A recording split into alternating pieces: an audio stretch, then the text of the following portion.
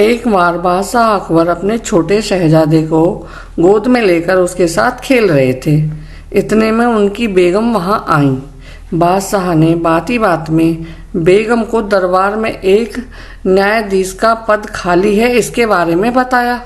साथ ही यह भी कहा कि इस पद पर अपने नवरत्नों में से एक महाबुद्धिमान बीरबल को नियुक्त करना चाहते हैं। यह सुनकर बेगम ने जिद पकड़ ली कि उनके भाई को ही न्यायाधीश बनाया जाए। बेगम अपनी बात पर अड़ी रहीं और उसने तुरंत अपने भाई को महल में बुलाया। बादशाह जानता था कि न्यायाधीश के पद के योग व्यक्ति तो केवल बीरबल ही है और बेगम का भाई तो अकल का अंधा है। फिर भी बेगम को बुरा न लगे इस दृष्टि से उसने कहा, हम दोनों की परीक्षा लेकर देख लेते हैं।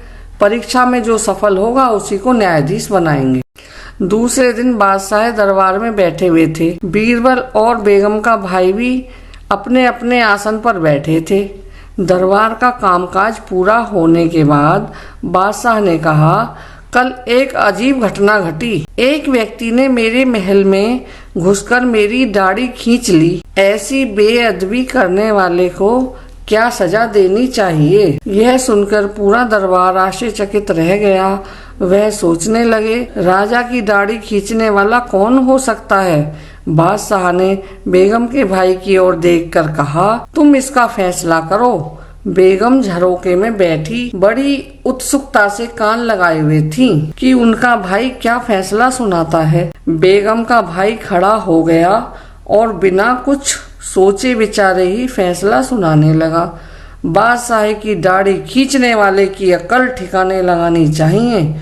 उस नालायक बेशरम कमीने के हाथ काट डालो जिससे वह कभी दोबारा बादशाह की दाढ़ी खींचने की हिम्मत न कर सके। फिर रुककर बोला, परंतु महाराज, वह गुनहगार है कहाँ? बेगम के भाई का फैसला सुनकर दरबारियों की गुनहगार को देखने के लिए उत्सुकता बढ़ गई। बेगम तो भाई का फैसला सुनकर चौंक उठी और झड़ोके में खड़ी हो गईं।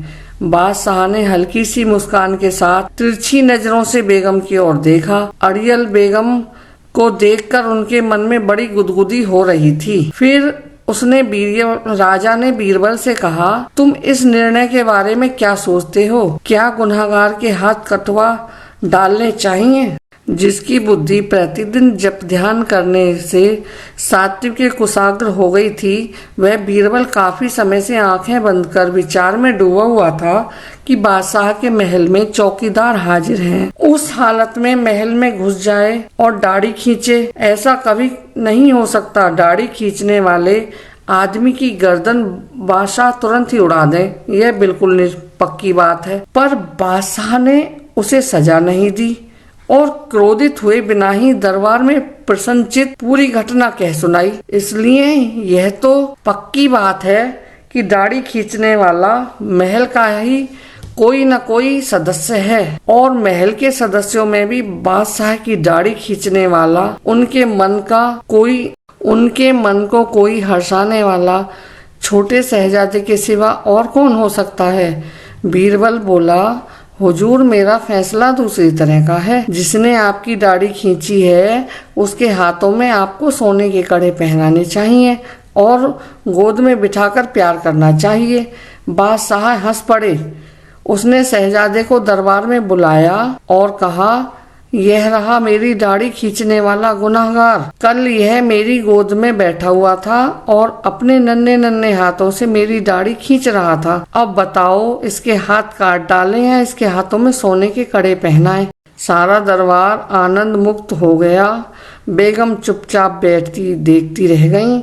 बादशाह ने शहजादे को गोद में बिठाकर उनके हाथों में सोने के कड़े पहनाए। बेगम बीरबल की कुशाग्र बुद्धि को लोहा मान गई। बेगम ने अपने भाई को न्यायाधीश बनाने की जिद छोड़ दी।